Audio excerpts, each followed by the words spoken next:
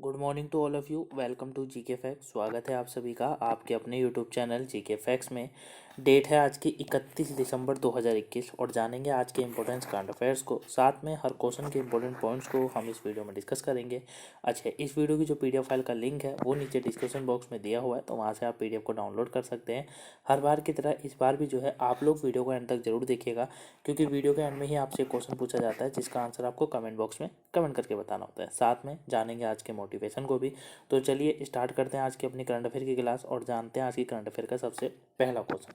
तो आज का जो फर्स्ट क्वेश्चन है वो है कि अभी अटल नवाचार रैंकिंग 2021 जो है ये जारी करी गई थी। इसमें किस आईआईटी संस्थान को लगातार तीसरी बार शीर्ष स्थान प्राप्त हुआ है? तो किसे हुआ है ये जो अभी शीर्ष स्थान जो प्राप्त हुआ है, जो कि लगातार तीसरी बार हुआ है, ठीक है, ये हुआ है आईआईटी मद्रास को। किसको? आईआईटी मद्रास, यानी कि ए ऑप्शन बिल्कुल राइट आंसर है। जो आईआईटी मद्रास है इसे अटल नवाचार रैंकिंग 2021 में जो है प्रथम स्थान हासिल हुआ है और ये लगातार 3 सालों से होता आ रहा है, ठीक है, याद रखिएगा। वहीं सेकंड स्थान की अगर बात करेंगे तो इसमें जो दूसरा स्थान जो इस बार मिला है, प्रथम स्थान आईआईटी मद्रास हो गया, ठीक है, उसके बाद आईआईटी बॉम्बे को दूसरा स्थान मिला है, ये याद रखिएगा, और आईआईटी दिल्ली को तीसरा स्थान मिला है, ठीक है, याद रखिएगा। क्लियर? इसमें जो है 10 केंद्रीय संस्थानों में से 7 आईआईटी और आईआईएससी जो है इसमें शामिल करे गए थे, ठीक है, ये आपको याद रखना है। तो प्रथम स्थान मद्रास हो गया, सेकंड स्थान किसका है? बॉम्बे का है, और जो थर्ड स्थान है वो दिल्ली का है, ठीक है। नेक्स्ट क्वेश्चन है आज का, निम्न में से किसे global environment and climate action citizen award 2021 से सम्मानित किया गया है? तो इस बार का जो global environment and climate action citizen award 2021 से जो सम्मानित करा गया है, ये किसे करा गया है?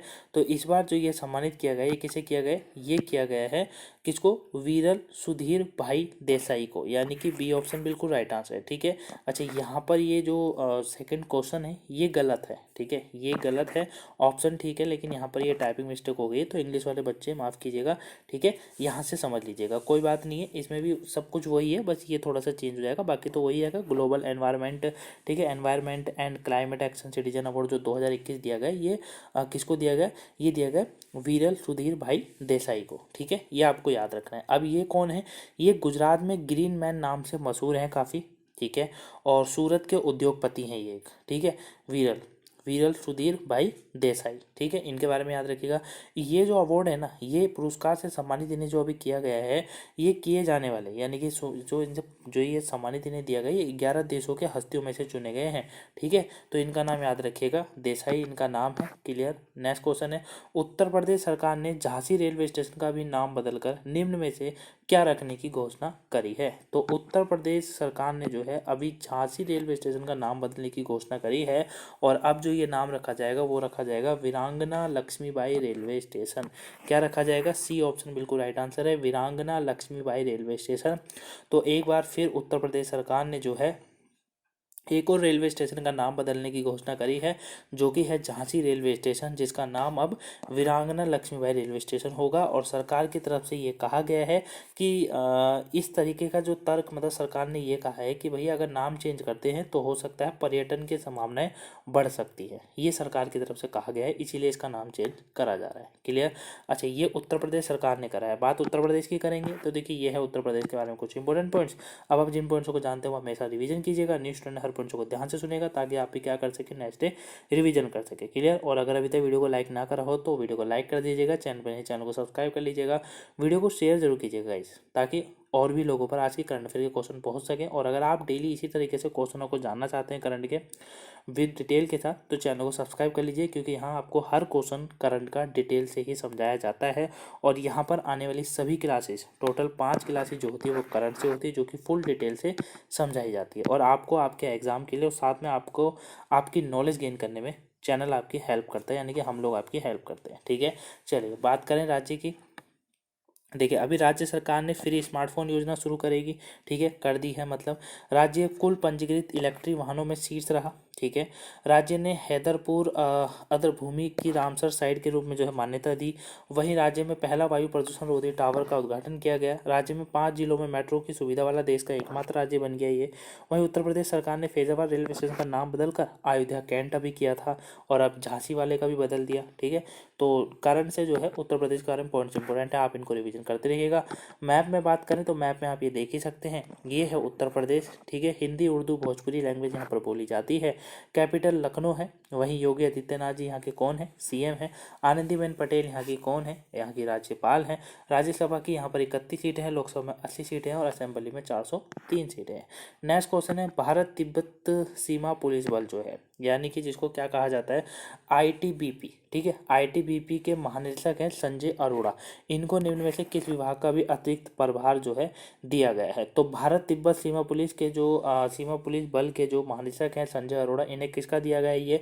तो इन्हें जो दिया गया है, ये जो अब पदभार दिया गया है वो सशस्त्र सीमा बल का दे दिया गया है, यानी कि डी ऑप्शन बिल्कुल राइट आंसर है। सशस्त्र सीमा बल के जो है अब ये अतिरिक्त इन्हों को पदभार सौंपा गया है संजय अरोड़ा जी को, ठीक है।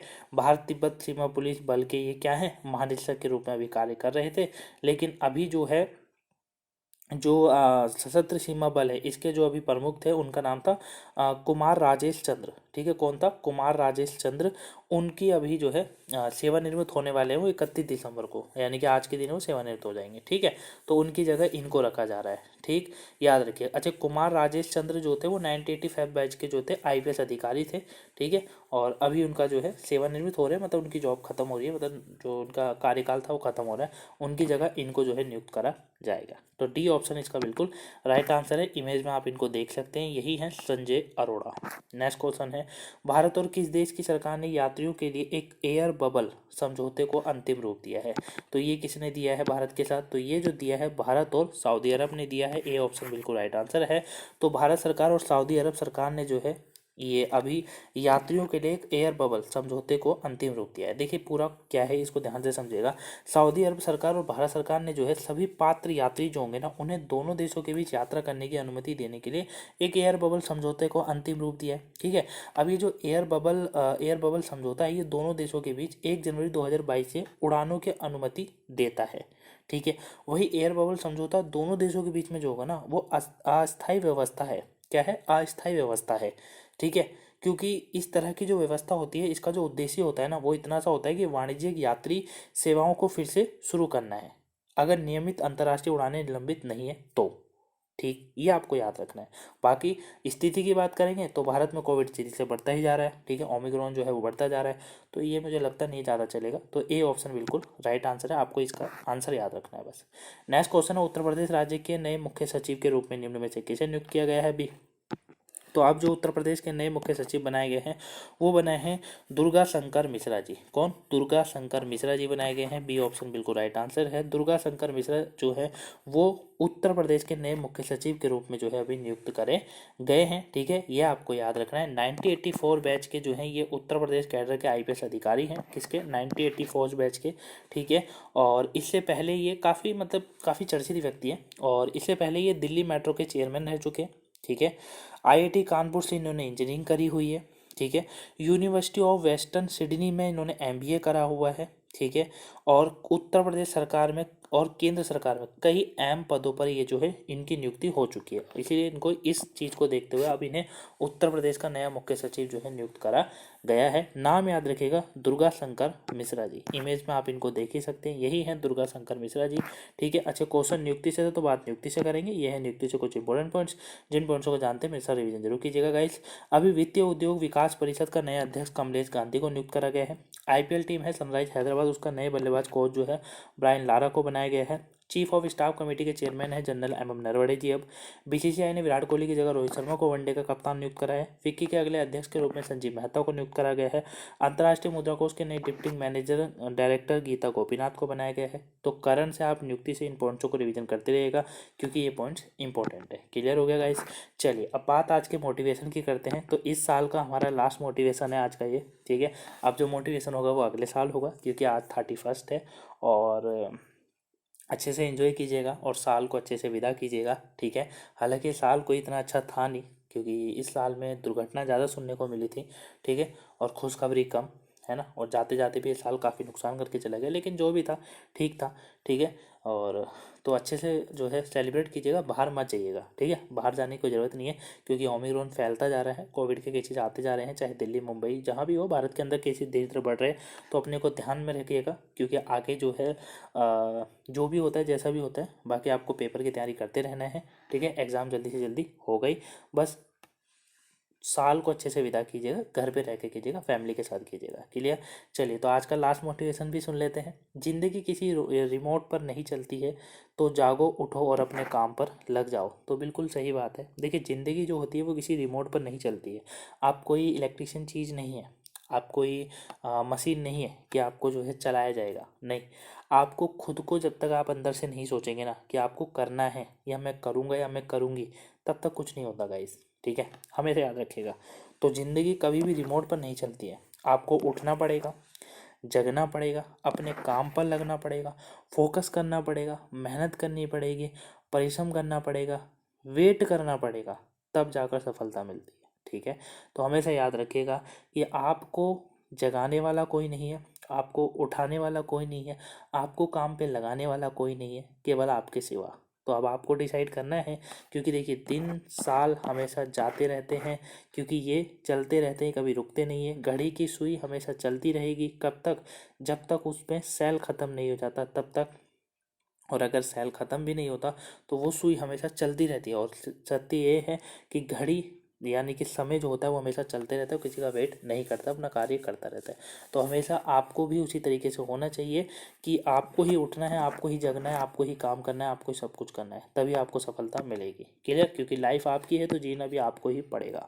तो कैसा लगा आज का मोटिवेशन, प्लीज़ कमेंट बॉक्स में बताएगा। पसंद आया तो वीडियो को लाइक कीजिएगा, चैनल में सब्सक्राइब कीजिएगा, वीडियो को शेयर जरूर कीजिएगा गाइस। वही फेसबुक इंस्टाग्राम पे आप हमें फॉलो कर सकते हैं, लिंक डिस्क्रिप्शन बॉक्स में दिया हुआ है, वहाँ से फॉलो कर लीजिएगा। नेक्स्ट क्वेश्चन है, भारतीय सेना ने हाल ही में किस राज्य के महू में जो है महू में क्वांटम क्वांटम प्रयोगशाला की स्थापना करी है?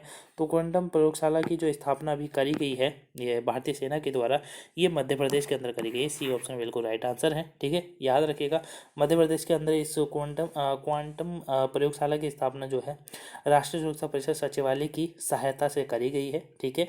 वही यह प्रमुख विकासशील क्षेत्रों में जो है अनुसंधान प्रशिक्षण के नेतृत्व करने के उद्देश्य से जो है महू में जो है मिलिट्री कॉलेज ऑफ टेक्निक जो यहाँ पर टेली कम्युनिकेशन इंजीनियरिंग में स्थापना जो है इसकी करी गई है, ठीक है।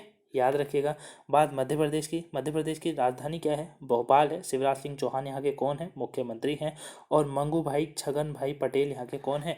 राज्यपाल है। नेक्स्ट क्वेश्चन है, निम्न में से किस राज्य में विवादित कानून AFSPA को अगले 6 महीने तक के लिए बढ़ा दिया गया है? तो अभी इसके ऊपर करवाया है मैंने, काफ़ी बार आपको समझा रखा है।